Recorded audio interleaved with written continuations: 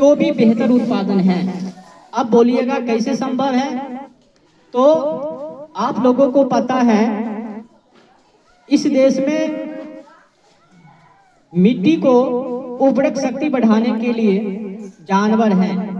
प्रकृति के अनुसार हर व्यवस्था है, पर हम किसान भाई ढूंढने का काम नहीं कर रहे हैं। परिणाम स्वरूप जो किसान भाई 1 बीघा में कमाते हैं उसका 60-70% खेतों पर ही लुटा देता है, अर्थात खेतों पर ही खर्चा कर देते हैं।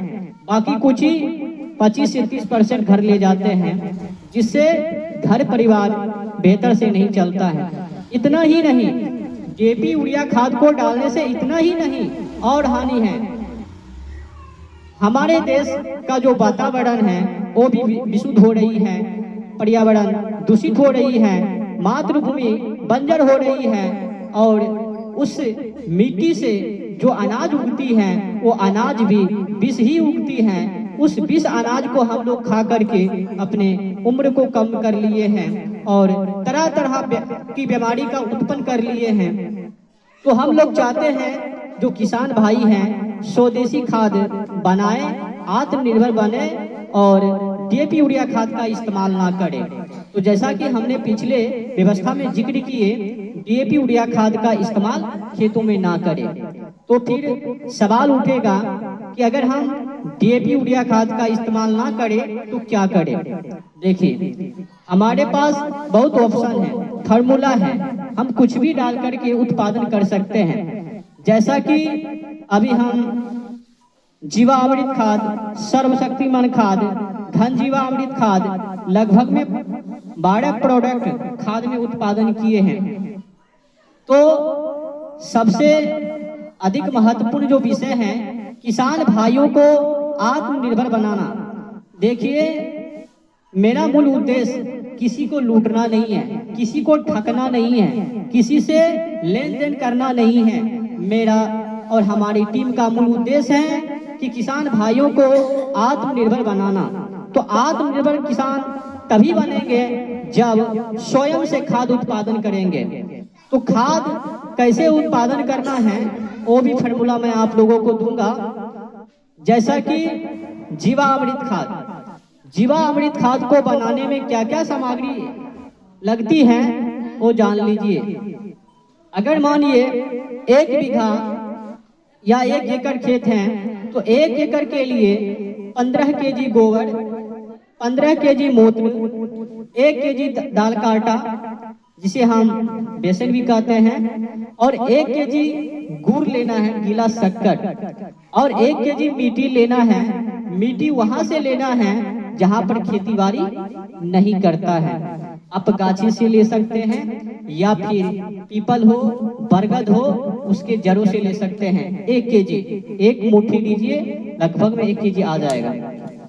तो 15 केजी गोबर, 15 केजी मूत्र, 1 केजी दाल का आटा, 1 केजी गीला शक्कर, 1 केजी मिट्टी। बस याद इतना रखिएगा, जिस भी जानवर का गोबर हो उसी का मूत्र होना चाहिए। अगर आप गौ का गोबर लेते हैं तो गौ का मूत्र होना चाहिए। अगर आप बैल का गोबर लेते हैं तो बैल का, भैंस का गोबर लेते हैं तो भैंस का मूत्र भी होना चाहिए। और बनाने का जो विधि विधान है, ये जो 5 मटेरियल है, अब 5 मटेरियल में देखिए आप लोगों का कितना खर्च आती है। मात्र 150 से 200 रुपया खर्च। 15 केजी दाल, 15 केजी गोबर तो हम लोगों को फोकट में मिल जाता है, और 15 केजी मूत्र ये भी फोकट में है, 1 केजी मिट्टी ये भी फोकट में है। बस 2 ही सामग्री का कीमत लगता है हम लोगों का, मात्र 1 केजी दाल का आटा और 1 केजी गीला गुड़ शक्कर, बस 2 ही का कीमत लगता है, बाकी बात सब फोकट में है। 15 केजी गोबर, 15 केजी मूत्र, 1 केजी दाल का आटा, 1 केजी गीला शक्कर, 1 केजी मिट्टी, ये 5 मटेरियल है। अब बनाने का विधि विधान क्या है? तो ये 5 मटेरियल का एक बड़ा सा बर्तन में धर लेना है। एक बर्तन में बड़ा सा बर्तन हो, बर्तन किसी का भी हो चलेगा। एक बड़ा बर्तन में लेकर के ये पांचों मटेरियल को उसमें डाल करके अच्छा से मिला करके, हाथ से मिलाना हो तो हाथ से मिला लीजिए, अगर डंडे से घुमा करके मिलाना है तो डंडे से घुमा कर बना लीजिए। बनाने के बाद आपको एक ड्रम, जिस भी ड्रम में रखे या बर्तन में रखे, उस बर्तन को 10 से 15 दिनों के लिए छांव में रखना है, धूप से बचा के रखना है, धूप नहीं लगनी चाहिए।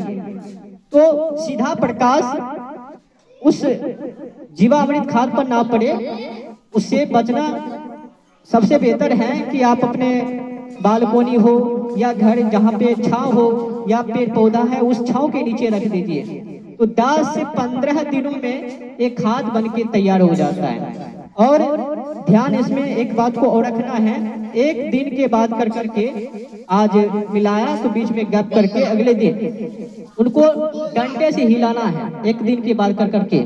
तो 10 से 15 दिनों में खाद बन के तैयार हो जाता है 1 एकड़ के लिए। अब इनको इस्तेमाल कैसे करना है, तो मानिए अगर खेत पड़ती है तो सीधे डाल दीजिए, छिड़काव कर दीजिए, उसमें 200 लीटर पानी को डालिए, ऐड कीजिए और प्रति खेतों में छिड़काव कर दीजिए, छीट दीजिए। या तो झार होता है वो खड़ी उड़ी वाला, खौड़ वाला, उसी का झारने वाला बना लीजिए, छीटने वाले।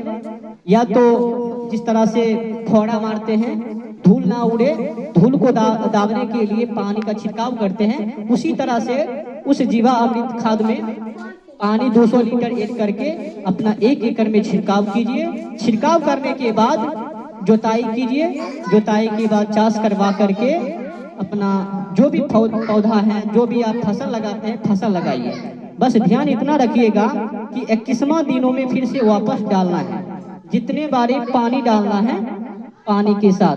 अब प्रति में जो था हमने तो छिड़काव कर दिया, जब हम फसल लगा देंगे तो फिर कैसे छिड़काव करेंगे, तब तो छिड़काव नहीं कर सकते हैं। तो दूसरी तरीका है, जब हम पानी लगाते हैं खेतों में तो लगाने वक्त ही उसी पानी के धार में उनको देना है। मानिए हमारा जो खेत है 1 बीघा का, 1 एकड़ का, उसमें हम जितने पार्टे बनाते हैं खेतों में, वितरण करने का जो तरीका है, हम अपने खेतों में जितने पार्टे बनाते हैं उनको गिन लेना है, 20 हो 24 हो जो भी हो, जितने भी हम पार्टा बनाते हैं उस आंकड़े के आधार पर, इधर तो 33 केजी मटेरियल है, 15 केजी गोबर, 15 केजी मूत्र, 1 केजी दाल का आटा, 1 केजी गीला शक्कर, 1 केजी मिट्टी, कुल 33 केजी मटेरियल है। तो 33 केजी मटेरियल इधर है, और उधर जो जितने भी 1 बीघा में जो पार्टा बने उस पार्टा के आधार पर उतना भाग आपको कर लेना है, जो भी उनका हिस्सा पड़े प्रति पार्टा का, तो भाग कर लेना है। डालना कैसे है, ये नहीं कि एक पार्टा में लिए जो भी उनका हिस्सा और डाल दिए कि खुमा पानी के रेत में, वैसा नहीं करना है। जहां भी पानी का बहाव है उस पानी के द्वारा धीरे धीरे करके वहां से वितरण करना है, और प्रति पाता के अनुसार डालना है, जो भी भाग लगे उतना डालिए और पानी के द्वारा छोड़िए। तो ये हम लोगों का प्रोसेस है जीवा अमृत खाद। जब आप उस फार्मूला के अनुसार, नियम के अनुसार खेती बाड़ी कीजिएगा, जब जीवा अमृत खाद खेतों में वितरण हो जाएगी और अच्छा से मिल जाएगा मिट्टी में, तो लाजवाब उत्पादन होता है। मानिए 1 बीघा में जो 40 मन 35 मन जो निकलता है अनाज, अगर इस जीवा अमृत के द्वारा खेती करता है तो 40 मन 45 मन में परिवर्तन हो जाएगा 1 बीघा में, और ये अंततः बढ़ता ही रहेगा, ये घटते क्रम में नहीं है, बढ़ते क्रम में है। जहां तक कि मिट्टी की क्षमता हो वहां तक उत्पादन ये जीवा अमृत खाद ले जाएंगे। और हम जो जैविक खाद डालते हैं ना, जैविक खाद हो या गुआ हो, गुआ से भी उतना लाभ नहीं है जितना कि मात्र 15 केजी गोबर हमको लाभ पहुंचाएगी। तो हम लोगों का जो प्रोसेस है और किसान भाइयों का जो दायित्व है, फर्ज है, वो अपने आत्मनिर्भर बन के भारत को सोने की चिड़िया बनाए और जो हमने आप लोगों को फार्मूला बताया जीवामृत खाद का निर्माण कैसे किया जाता है और डीएपी यूरिया खाद से कैसे बचना है, अंततः अगर आज किसान नहीं मानेंगे तो कल जाकर के किसानों को पछताना पड़ेगा। क्यों पछताना पड़ेगा? क्योंकि हम लोग अंततः अंधाधुन होकर के रासायनिक खाद का इस्तेमाल कर रहे हैं और मिट्टी को क्षति, हम लोग दिन रात मिट्टी को बर्बाद कर रहे हैं रासायनिक खाद को डाल डाल करके। तो अगर किसान भाई आत्मनिर्भर बनने के लिए चाहते हैं और जीरो बजट की खेती करने के लिए चाहते हैं और मकड़ा जाल से बचने के लिए चाहते हैं तो मात्र एक ही उपाय है कि अपना स्वदेशी खाद का ही इस्तेमाल करें अपने खेतों में और जो विदेशी कंपनी के द्वारा रासायनिक खाद है उनका इस्तेमाल ना करें। आप लोगों को पता नहीं है शायद, हम जो खेती करते हैं उसका 60 से 70% हम खेतों पर ही लुटा देते हैं। हम लोगों का उतना बचत नहीं है।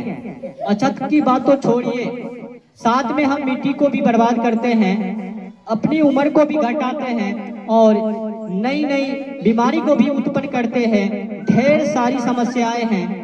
तो हम लोग चाहते हैं कि उस समस्याओं से छूटे, उससे मुक्त होवे, उससे बाहर निकले। तो बाहर कब निकलेगा?